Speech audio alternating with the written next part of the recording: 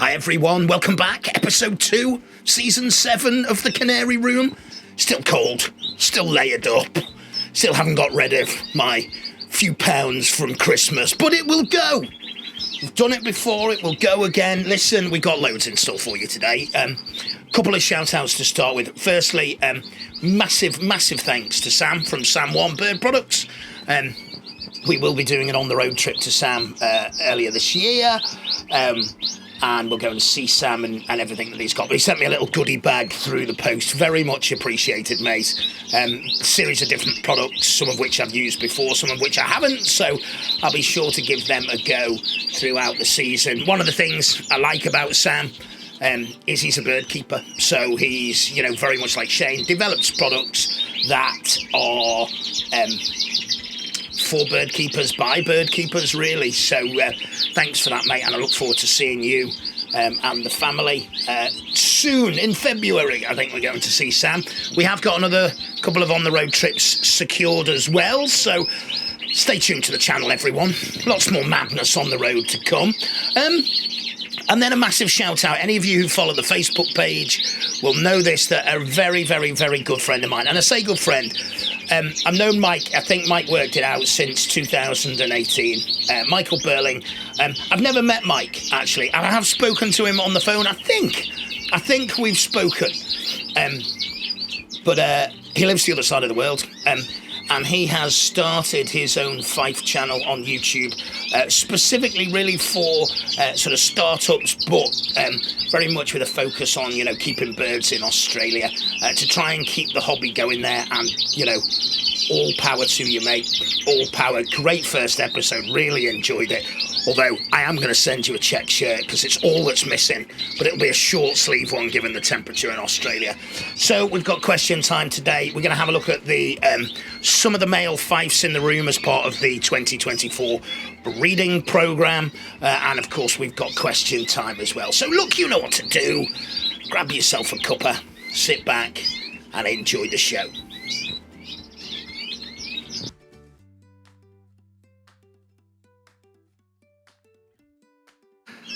So it is 2024. We are counting down to the 2024 canary breeding season. I think I mentioned in the last episode 1 of season 7, that we've got the cockfife birds this year in double breeding cages. Now, I have over time changed the way I manage the cock birds during the breeding season, and this year, no different really. I've tweaked it again. What I have done is I've given them double breeders, perch in each end, but I've kept the 12 sort of pivotal cock birds separately. I say pivotal. There is potentially another couple. There is a really nice green buff cock bird that will definitely get a hen. I didn't know he was going to make it over winter. He looked a little bit off colour over winter, so I bought a replacement in while I had the opportunity from Gerald. I bought a replacement in because I wasn't sure he was going to make it. But we'll look at the green and the cinnamon carrion birds next time round on the show in terms of the cock birds. This week we're going to focus on the clear and the variegated birds. So for ease of my maths, let's just say we've got 12 cockbirds that we're going to run with. I have a bank here which is 6 cages across and it's 6 cages deep, so it's 36 cages essentially. Now, the very bottom cage I've used occasionally to house young, but majority of the bottom cages are used as almost like a storage rack here in the Canary Room.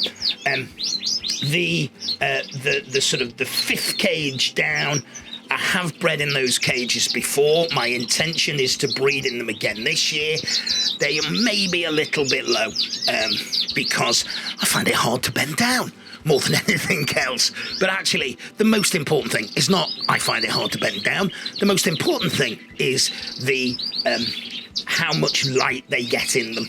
Okay, so they don't always get a brilliant amount of light on. So What I will do when it comes to the breeding season is the top 6 single cages here will each have one of the sort of premier cocks in.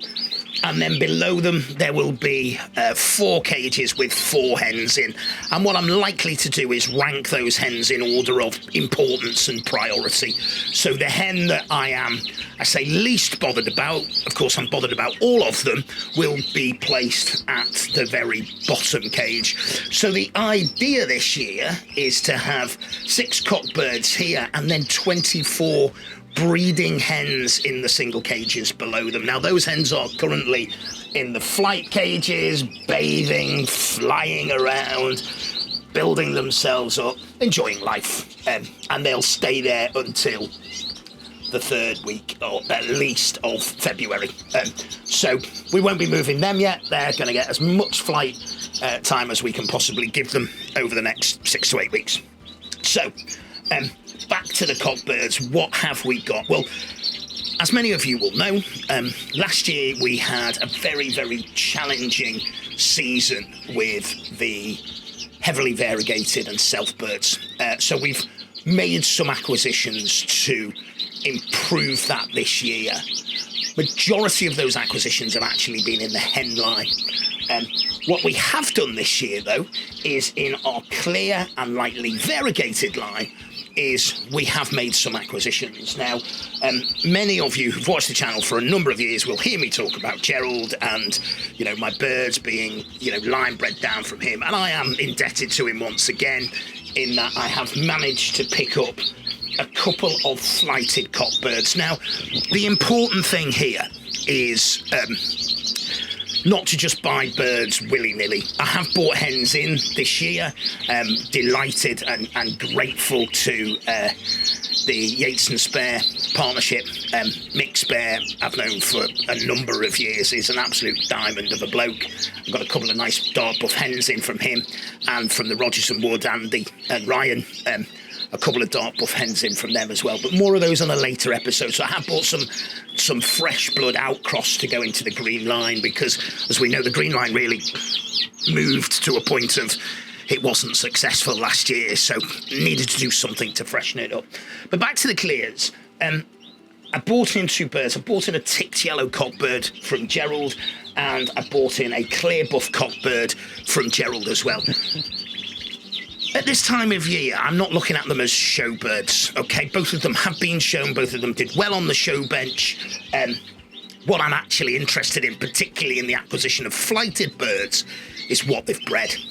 And what these birds have bred has been some immense quality. Now, the ticked yellow cock is on a green ring. That means this year he is 4 years old. Now, for a pet canary, you know, that's a good age. For a breeding canary, that's a really good age. So I have bred from 4-year-old cockbirds before and 4-year-old hens before. There's an element of risk in there, but as we can see him here, and I don't want to put the mockers on this, ladies and gents, he's looking in really fine fettle. The important thing about this bird wasn't just bringing in a pretty bird that produces good quality stock. The important thing about bringing in this bird was it's related to birds I've already got in the shed. So this bird is the great-grandfather of a number of birds that I've got in the shed. So that ticked yellow cockbird is going to go over 4 hens. 4 hens that I've bred, 2 of which are flighted, and they are sisters, and 2 of which are unflighted, and they are the daughters of both of those sisters. Now, those 4 hen birds are, I think there's 3 clear, I think there's 1 with a slight mark on its wing, so ticked, and they will be, sort of from a pedigree perspective, the right birds for that bird. But what's important about this bird, and it's quite hard to show, is that he's got a good width across his shoulder, and if anything, that's what these birds need. So that's our first bird in the clear and lightly variegated line that we're going to work with this year, so we'll keep all of our fingers crossed there. Beneath him is his grandson, and this is another acquisition this year. It is a clear buff cock. I had my eye on this bird. This is the father of one of, I think Gerald won Best Clear at one of the Cumbria, the Cumbria Fife show, Boardroom Fife show, and my understanding is this bird's the father of it. So that is an addition I'm very, very happy to have in the stud, and again, it is related to birds I've already got in here. So I've got a number of yellow hens. I bought some yellow hens in from Gerald for this bird, and I've also got some of the yellow hens, clear yellow hens and lightly marked yellow hens that I've bred this year. So those two birds are pivotal birds in the clear and lightly variegated line, and those two birds will be one of 6 birds that get multiple hens this year. So the reason those birds are going to get multiple hens is twofold. One, obviously, the 4-year-old cockbird, you know, hopefully we get him to the breeding season. Not only do we get him to the breeding season, that we can produce from him, the likelihood is that as a 4-year-old bird, this might be his final hurrah. It might be his final season. So the more hens I can get him over, the better chance I've got of sort of retaining a genetic pool from him, the better that's going to be for the line moving forward. His grandson, grandson, I think, is a bird that has already proven himself. So when you're running cockbirds with multiple hens, there are always a couple of things to consider. And one of the main things is the quality of the young they produce. And, you know, as certainly with the Fifes, because it's pretty much a single year exhibition bird, the one thing that you're looking for here is what quality comes out of it. And so I know he's bred quality birds. I've seen those birds. I've got some of the hens that he's been paired to as well. So this year, so I am hopeful of replicating and being able to produce that quality, but also, of course, not just replicating what Gerald's done, but also putting in with some of my hens to see what I can produce from there as well. So that's important. So those two will be pivotal birds in the sort of the 6 cocks. Now, the next position is and one of the things that I was really glad, lucky, fortunate, use whatever word you use to describe, was that in the birds I bred this year, I bred a glut of variegated buffcocks, and I bred some really nice variegated buffcocks. So, colour is immaterial really in a type bird, but it's nice to have a mix of quality across the colours. I bred a large number of variegated cockbirds, buff cockbirds, and as a consequence, I had a good pool to pick from. So I've got 2 variegated buffcocks that I've retained. Those birds are half brothers. They're bred out of the same cock. And they're also cousins because their mothers, the hens that I used for them, were sisters. And I've also got a full brother, which is a ticked buffcock. So there's 3 buffcocks there that are all half brothers. 2 of them are full brothers, and they're cousins as well.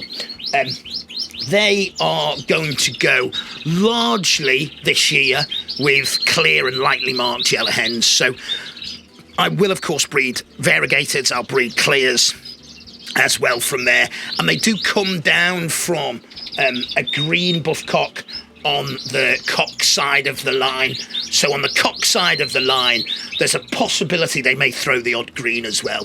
What's really interesting about those birds is the hen side of the line is bred down from the same route as these 2 chaps here that we bought in. So pleased with them. And then the final bird in our clear line this year is clear and lightly variegated, is a clear yellow cock. It's a bird I bred the season before, last season actually, not last season, the season before last, I should say. Really nice clear yellow cock, like this bird, like it a lot. I ran it over a couple of hens last year, and I liked what it produced. So it produced a couple of birds I showed. It produced nice, small, typey Fifes. What it needed as a bird, I felt, was a bird with a bit more sort of shoulder and substance. So I am only going to pair it up this year, and I've got just the buff hen that I bred last year to run him across. So those are the sort of the Fife cocks for this year. And, well, let's see how they get on. Now, many of you who watched our first episode of season 7 might have been wondering, where's the red poles? Where's the red poles? You haven't talked about the native finches. You haven't talked about the British finches you keep.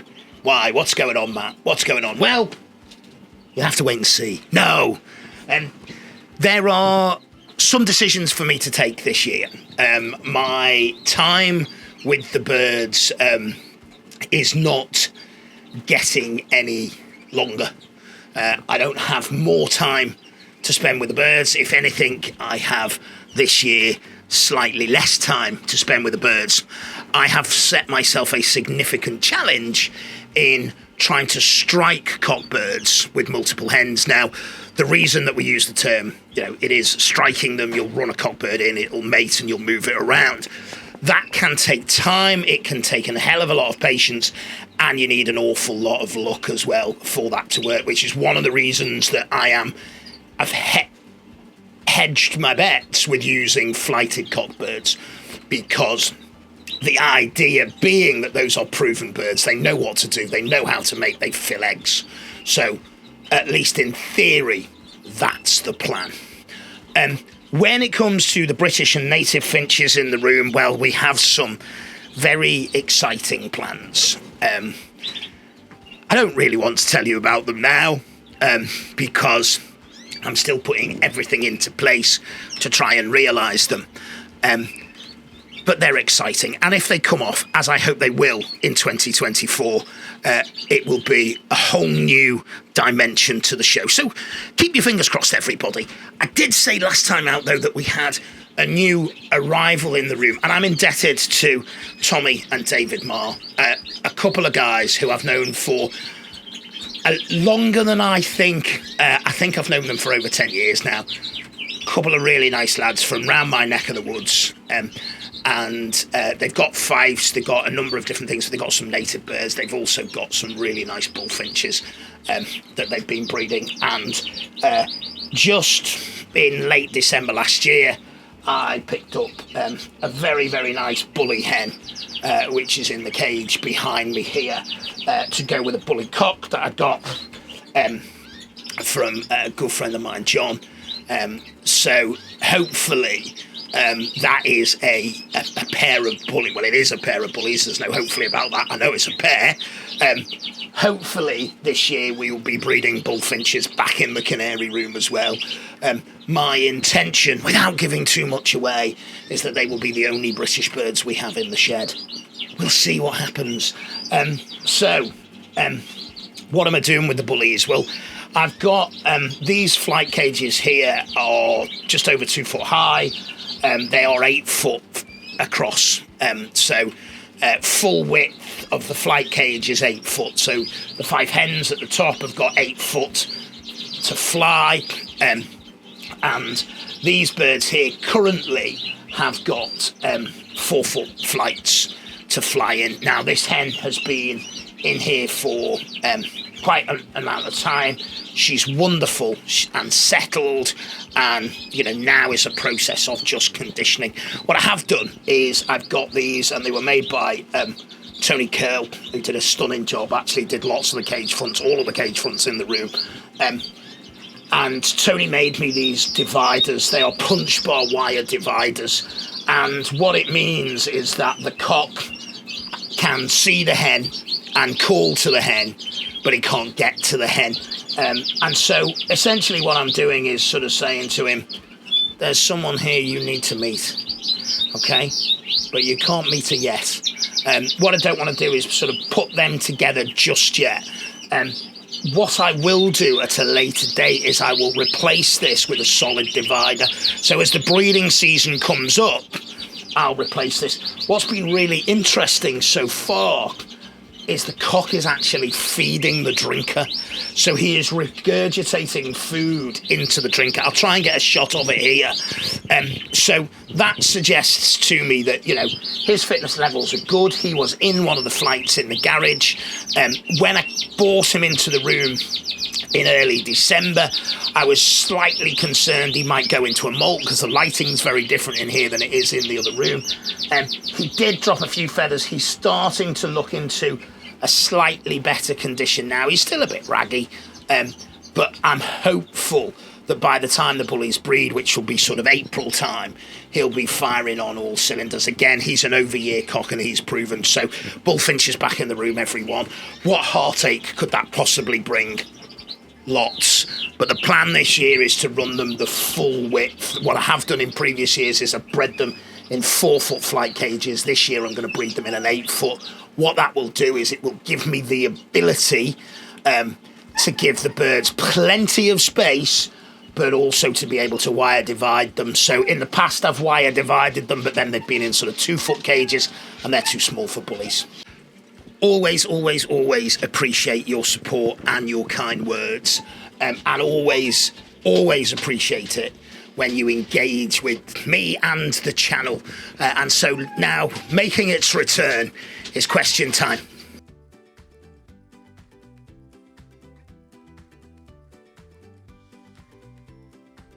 So, our first question comes in from Kiani. I think I've got that right, Kia. Now, Kia is somebody I met when we were in Canada, has been a great supporter of the channel, and it was lovely to finally put a name to the face. So I met Kia at the Canadian National, where he had a really, really, really good show with a lot of his type canaries. And Kia's question is this. So, what should we do if, despite everything we plan to breed a certain pair, they simply don't like each other, fighting or being distracted and wanting to go to another cage and calling out for another male or female? And a side note, it's mostly happening with the Parisian fills. Well, Kia, look, it's a brilliant question, mate, and it's one that, haunts canary breeders and breeders of other birds up and down the country now and the world. Now, one thing I don't have any strong opinions either way on it. One thing I don't do is artificial insemination with the canaries. I know people who have done it, and I know people who do it with other varieties of birds, and I know that, the kits are available to do it. So, an option. It's not one I would do, but it is an option, and it's for everybody to make their own informed decision on, and if that is the case, is to look to a route of artificial insemination. However, there are other options as well. Now, the Canary Room is set out in that there is a bank of cages behind me and there are a bank of cages in front of me. And when I first set the Canary Room out, this proved slightly problematic because I could have birds over here who saw birds over there who they took a fancy to. And then they wouldn't pair or wouldn't breed with their birds. So the first thing that I do, and the first thing I'd suggest you do, Kia, is look at the positioning of your cages. Where are your birds? Now, I mentioned earlier on in the show that my cockbirds will be on the top row, and they will not be able to see any other birds or any other fifes because those birds will be below them. I will have in rows over here towards the bottom, which will be difficult for those birds to see. I'll have pairs, so what they'll see is other cockbirds over here. Not ideal, but configuration of the room. So the first thing is think about where your cages are placed. So if you place cockbirds above hens, it makes it hard for, depending on the configuration of your cages, makes it hard for those cockbirds to see the hens or to see other hens. The challenge, of course, is always getting the birds into absolutely peak condition. Now, what I find with the majority of birds is they will mate when they're in peak condition. And that can mean sometimes that you only get one round out of the pair of birds that you want, but it is far better, and again, this is something I advocate, far better to get one round of birds out of the pairings that you want than pairing a bird over a number of birds just for the sake of getting young. That doesn't interest me. What interests me is getting birds out of pairings I want to get pairings out of. So the second or third thing that you can look to do is, and again, if you've got allied to white birds or white birds, they can spook other birds out. So what I try and do each year, and we've seen the progress with the white line last year, is with all the hens, I try and have a white bird So if there's a cockbird to go in there, or if they're going underneath a white cockbird, then they've seen the colour. So that's something else. So allied to white birds can often scare birds for that reason. And then this is an example of something I did on the Canary Room several years back, but it is something I do. So what you can see I've done here, Kia, is in the cage is the cockbird that I want this hen to go to. And it's a variegated white cockbird. Now, this hen, absolutely no interest in this cockbird. I'd run him in, she'd fight, she'd spread her wings, do all kinds of things. No interest whatsoever in pairing. So, slightly sneakily, I left him in the cage. He can only mate with her if he's in the cage. Now, what you don't want to do is, don't want to risk cocks or hen birds by leaving a bird in there, because they will fight and they can cause some pretty serious and severe damage. So what I've done is I got a very fit cockbird in a training cage and hung that training cage, positioned that training cage on the front of the cage. So as far as the hen in the cage is thinking, there is a cockbird outside singing lustfully for her. And what you can see as this video rolls on is that hen then sees the bird outside, she squats, calls to tread for that bird, and then the cock that's in the cage mates with her. Now, some people who watch the channel will have an issue with that, I'm sure, and I'm completely respectful of that. When it comes to breeding a pedigree line of birds, that's a technique that I've used and it's worked well. So hopefully, Kia, those things I've mentioned will work for you. One more question to come. Our next question is from another good friend, Graham Parker. Thanks, Graham, for getting in touch. And it is an absolutely, like Kia's, it's a brilliant question. I'm of a certain age now, I need to take my glasses off. I can't see the camera, but I need to take my glasses off to read what it says on screen. So, regarding questions, would you be able to explain about cinnamon factor? For example, can a bird only be a cinnamon carrier from its parents, or can it come from grandparents if no visualization from parents? Brilliant question, Graham. In fact, Graham, you have encouraged me to produce a video, a standalone video on cinnamon pairings and the cinnamon factor. So hopefully you'll enjoy that. That'll be on the channel. In fact, it might already be up there now, because I'm going to do it in the same iteration as I film this episode. So, cinnamon, when it comes to canaries. So, cinnamon is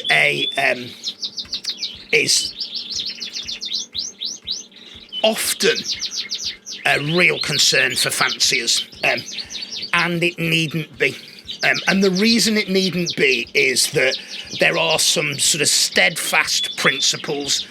Now, those steadfast principles are a bird can be visually cinnamon. So a cock or a hen can be visually cinnamon.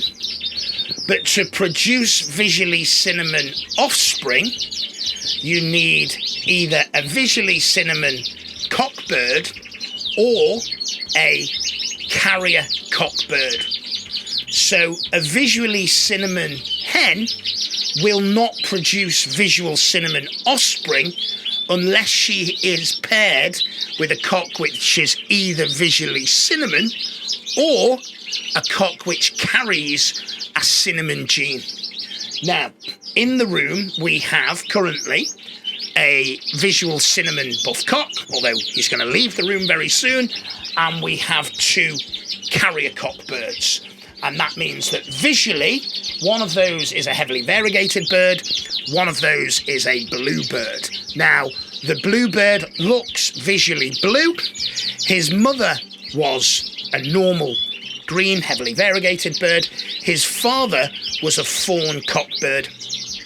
So I know from that pairing that he will be a carrier. And there are a series of different outcomes from the various different pairings. The confusion comes, Graham, in that sometimes we can have visually clear cinnamon birds. And I've seen it increasingly on the show bench over the last few years, where there have been some cinnamon birds with either a very light marking, a very light grizzle of cinnamon, or almost no cinnamon at all. Now, when they've had no cinnamon at all, they've been shown as a clear. But if you look closely at them, they should have red eyes. So what I imagine has happened is we talk about the cinnamon gene lying dormant, which in itself is I think a little bit confusing. What can happen, and I will have a situation this year where I put this pair together, and the outcome I won't know until I test mate the cockbird. So let me explain that in a little bit more detail. If I was to pair a carrier cockbird, so visually normal but carrying the cinnamon gene, over a normal hen, so a non-visual hen, all of the birds out of that offspring that were cinnamon in colour, and it would produce some cinnamon coloured birds, would themselves be hens. The cockbirds, a proportion of the cockbirds would carry the cinnamon gene, and a proportion of the cockbirds wouldn't carry the cinnamon gene. So the challenge is we don't know which cockbirds carry the gene until we mate them. And what can happen is that they can mate and themselves produce cockbirds and maybe no hens or no cinnamon hens, and we do not know that they are carriers. Or similarly, we can bring a bird in from another fancier and not know it's a carrier of cinnamon. So what I suspect has happened, Graham, is it hasn't skipped a generation. The birds that you've used, one of them, the male, is carrying the cinnamon gene. Or alternatively, if you've used a clear hen, that hen is actually a cinnamon, and then you've bred a carrier cockbird out of it, and that's why cinnamons have appeared a couple of generations down the line. I hope that clears it up. Cinnamon is, as a sort of process and everything else, fascinates me, and as I say, you've inspired me, Graham, to do a standalone video of cinnamon, so thank you indeed for that, and hopefully everyone on the channel will enjoy that as well. That's all we've got time for on Question Time today. If you have a question for the channel, Question Time's a feature we run monthly, and we'll do that all of this year. Drop me a line on YouTube below, or drop me a message on Messenger, or drop me a message on our Facebook page, and I will pick a couple of questions to do at least once a month. So thank you, Kia. Thank you, Graham. Hopefully that's answered both of your questions. Well, listen, I hope you've enjoyed the show. That's all we've got time for today. Coming up in the next few weeks and months, we've got a couple more on the roads. We're going to see 2 new people. We have a return visit as well planned. And of course, we'll go and see the lovely Keith Ferry at some stage this year and see how he's getting on with his wonderful Norwich. We will have more on the road trips planned as well. They do take some time to schedule, so I know lots of people have asked me to go and see specific varieties of birds. We will look at the English cinnamon in focus this year too. We'll have a look at a number of different birds as soon as we can and as soon as we're able to. But don't forget, this channel, like this, is a hobby. So I have a family and a job to do as well. I'd love to do this full time, but simply, sadly, I have bills to pay and a family to rear, so I can't. Listen, if you haven't subscribed to the channel, why on earth not? Why wouldn't you want this madness every other Sunday on your YouTube channel? Listen, if you haven't subscribed, please hit the subscribe button, hit the notification bell. You'll get a notification of when we go live. For regular updates from the show, follow us on Facebook. Until next time, everyone, take care.